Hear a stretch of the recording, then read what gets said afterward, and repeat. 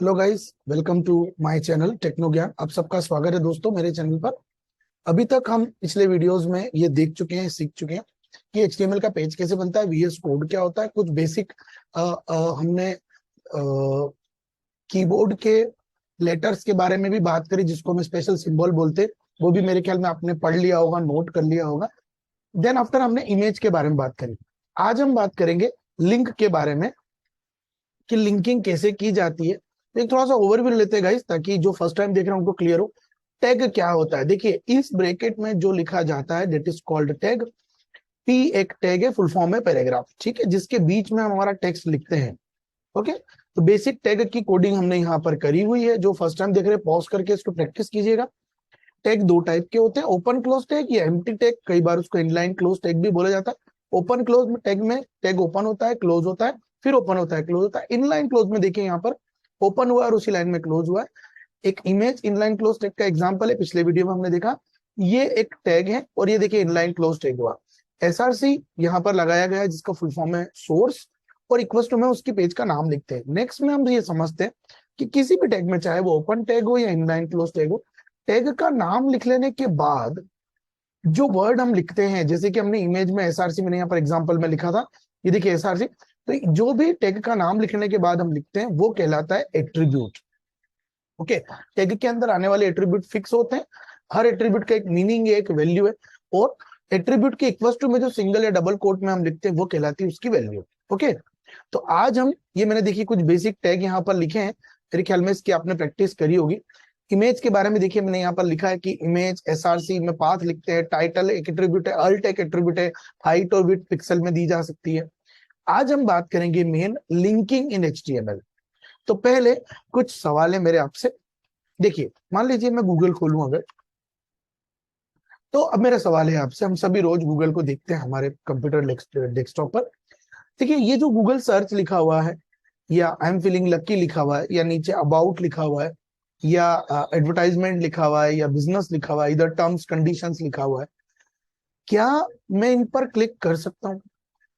देखिए प्राइवेसी पर, या बिजनेस पर, या अबाउट पर मैं क्लिक कर सकता हूँ क्या?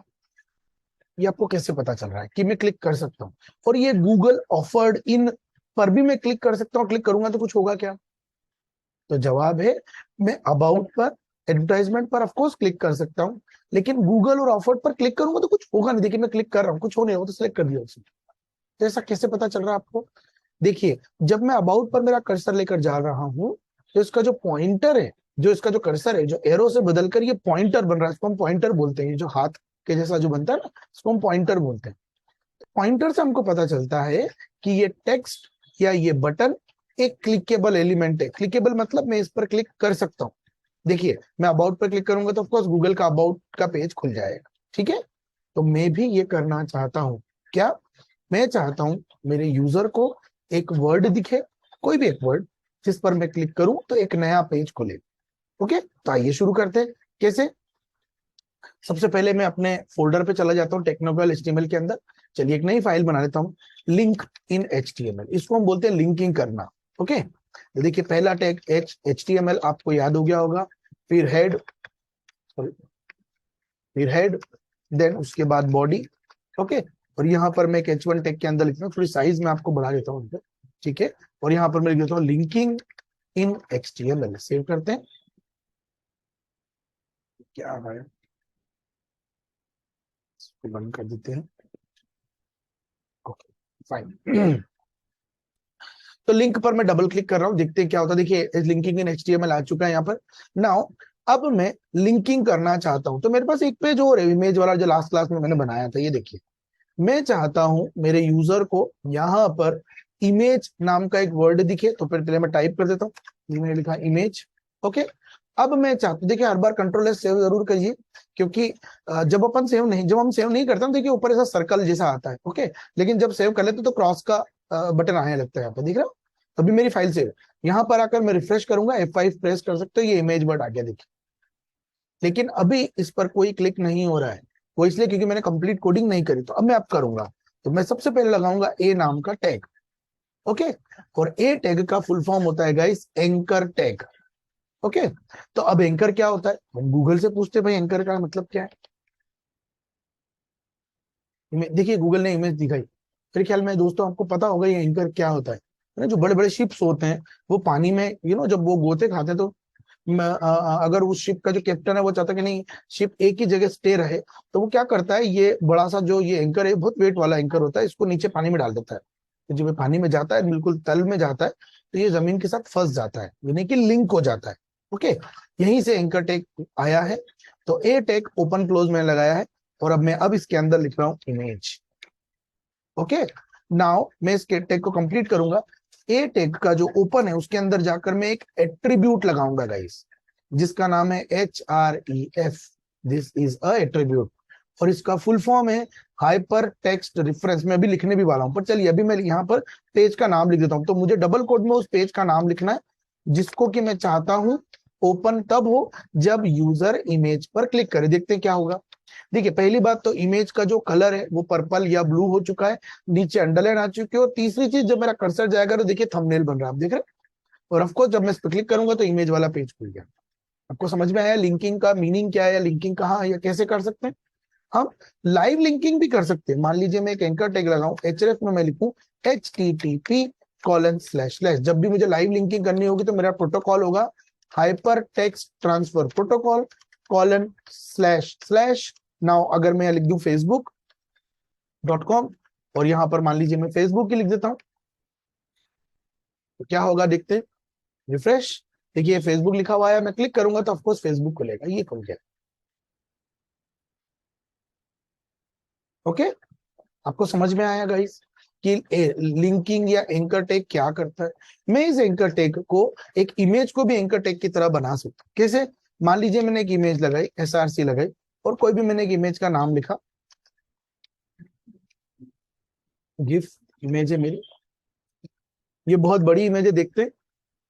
तो फिर ये बहुत बड़ी सी इमेज है, देखिए ये पिज्जा की। तो नाउ मैं यहाँ पर हाइट विड्थ दे देता हूँ। मान लीजिए मैं इसकी हाइट 100 पिक्सल और विड्थ भी 100 पिक्सल। हालांकि हम CSS से बाद में सीखेंगे, पर अभी चलने देते हैं कोड को।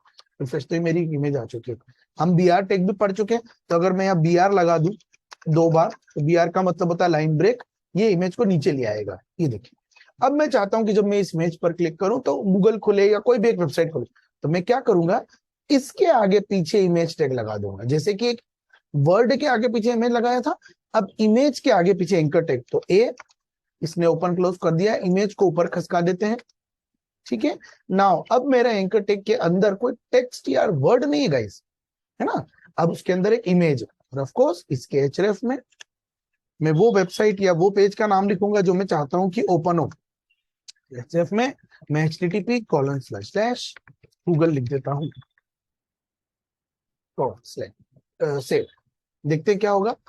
अभी सब कुछ पहले जैसा, लेकिन अब इमेज पर जब कर्सर जा रहा तो देखिए ये थंबनेल बन रहा है, और जब मैं क्लिक करूंगा तो ये गूगल का पेज खोल देगा।